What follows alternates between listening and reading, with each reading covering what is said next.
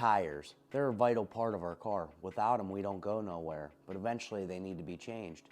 Do you know if you're getting the right ones? Today, I'm gonna go over some specifications that are on the side of the tire, what they mean, where you can find what your car should have, and then you can check and make sure you're getting exactly what you should be getting on your car whenever you go get your next set of tires. Stay tuned. Hello everybody, welcome back to the channel. Today we're going to cover tires. We're going to go over the specifications that are on the side of your tire so you got a little bit more knowledge the next time you go get tires when you're shopping for tires, whether you go to your local tire shop and say, hey, I need tires, or if you start shopping for them yourself. In today's day, the internet's a big thing, so you can get tires anywhere from any manufacturer you want and have them shipped right to your door and then just go have them installed at some local shop. Most places will do it for, 50 to 75 bucks depending on where you're at. So I want to go over some of the specifications to look for and what all these mean on the side of the tire. So let's get started. First one you'll see DOT. DOT stands for Department of Transportation. That means these are certified for road use by the Department of Transportation. Next one is going to be a 4-digit code. Most of the time, it's basically the manufacturer model number of the tire. Next, you will find a line of characters. It could be letters and numbers together. That's normally the batch number of the tires. So if you ever get a recall on tires or ever hear of tires going on recall, this is how they're able to track it. They'll find out if the batch was bad. So that's the way they'll be able to track it down and be able to get a hold of you. So next thing you'll find on it is a 4-digit code. And in my case, it's 1716. So what that is that's the manufacturer month and year. So that's the 17th week of 2016, 1716. So that tells you how old your tires are. Always good if you just bought a vehicle to check that. I actually have the problem right now on this car that it sits a lot. By previous owners that I can see. I've got a slight vibration with it, and it's because it sits. When they sit, they flat spot, and when they flat spot, when you go up that road, that flat spot doesn't go away. So you kind of get a slight vibration out of all 4 tires because they've sat on the same spot for long periods of time. Some tires can be directional, so they only can be put on and be useful in one direction. You can't rotate them or turn them around, otherwise they're useless. So in my case, I have it, it's printed right here on the side. It says outside. So that means this part of the tire is on the outside. If you look at the tread, you'll see they won't be equal. The outside of my tires have more rubber on them than the insides. That's why they're directional. Sometimes you'll see them, I don't know if you've ever seen a tractor, but you'll see that they got what we call V-tread. So the treads will be like staggered like this, so that they're directional tires. They only work in one direction. So something else to keep in mind, directional tires. Next, you get your tread wear. Tread wear is basically hardness of the tires, the way I look at it. It's a rating they give tires for wear and how well. The lower the number, the less wear you'll get out of the tire, so they won't last as long. Higher the number, the more wear you'll get out of it. There's a balance there depending on what you're doing with your vehicle. In my case, this is my Mustang, so it's going to be driven fast. I might be taking it to the track, so I'm looking for more of a sporty tire. I'm not really looking for wear, so I'm probably going to stick with a lower number. In this case, my car has 300 Treadwear Rating. That's a little bit lower. That's more on a performance side, a softer compound. Most people on the road would be probably looking between a good treadwear rating is between, I would say, 4 and 6.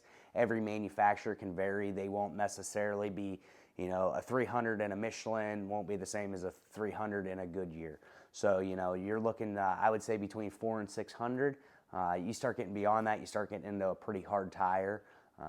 They might do, they'll wear great, but they might be like driving on ice. So just something to consider, not a huge specification, but understand, if you buy tires and you see they wore out really quick, maybe look at the Treadwear Rating. It might give you an indicator of why maybe they wore out. Next, we have traction rating. There's different ratings for this that kind of gives you an idea how they'll perform in the rain. AA being the best, C being the worst. So I'll leave a link down in the description for that. They'll show you the different ratings they have. Also, there's going to be temperature and some other things I'll leave down in the description. And if you can, while you're down there, if this is helpful, please give it a thumbs up. Please subscribe. I greatly appreciate it. Next, you got a temperature rating on your tire. Temperature will be how much heat these tires can take over time. It can get up to that temperature and sustain that temperature over long periods of time is the idea behind that. So short periods isn't a big deal. It's longevity of that temperature maintaining there, if they'll hold up. Move beyond that, you got your tire size. This is a big one a lot of people don't understand how to read. Your first number is the width of the tire. So in my case, I got a 255, so it's 255 millimeters wide. Next number is 40. 40 is the aspect ratio, so it's basically 40% of the width. If I took 255 and multiplied it by 0.4, I would get the sidewall height. Then you have R. You're always going to have some letter here. R stands for radials. You may have a bias ply, which I do believe is a D. You move on from there. 19. I have a 19-inch rim, so that's 19 inches here. Move on. Load index. So the load index is going to be the capacity that one tire can hold. I'll leave a link down in the description once again for all the different index ratings. Max load capacity, that's pretty much what your load index is. It's basically the same thing. It actually prints it right out here on the side, so I just look at this, or you can look at the chart, that's fine. And then you'll see a letter after it, and in my case, it's Y. So that is a speed rating. Speed rating would be how long the tire, what speed it can take and sustain over long periods of time. Y is the highest, which is what I have here. I'll leave a chart down in the description that you can take a look at all the different speed ratings that there are. Let's go ahead and spin the tire around here. This is the max pressure that the tire can take. It is commonly misunderstood that people believe when you read the side of the tire and you see this max PSI or max pressure means this is what the tire takes for pressure. That is not the case. This is what the tire can take at max.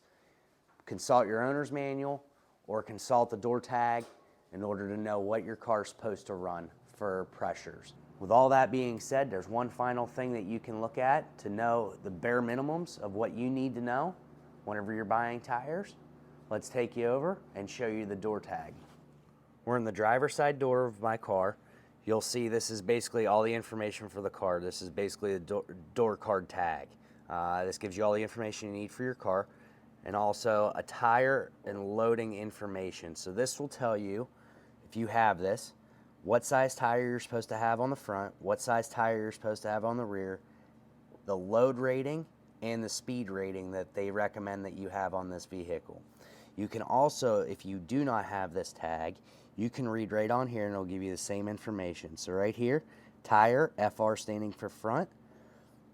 This will give you the size, load index, speed index. Same for RR for rear, tire size, load index, speed index. And in this is also, you can find your PSI of what you actually need to put in your tire. So in here, pressure, FR standing for front. And it gives you right here 35 PSI cold, so you don't want to check them when they're hot because they'll have more pressure in them. And then right here, RR for rear, 35 PSI. So make sure you consult that whenever it comes time for tires, and also whenever you're checking your tires throughout the year. Make sure you're keeping them inflated as they should.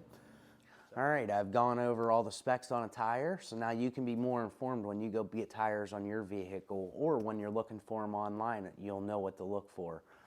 Always consult your owner's manual.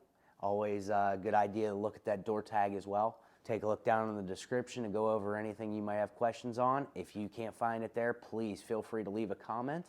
I'd love to answer any questions you may have. And I'm going to leave a video right here that YouTube may recommend that you may like as well.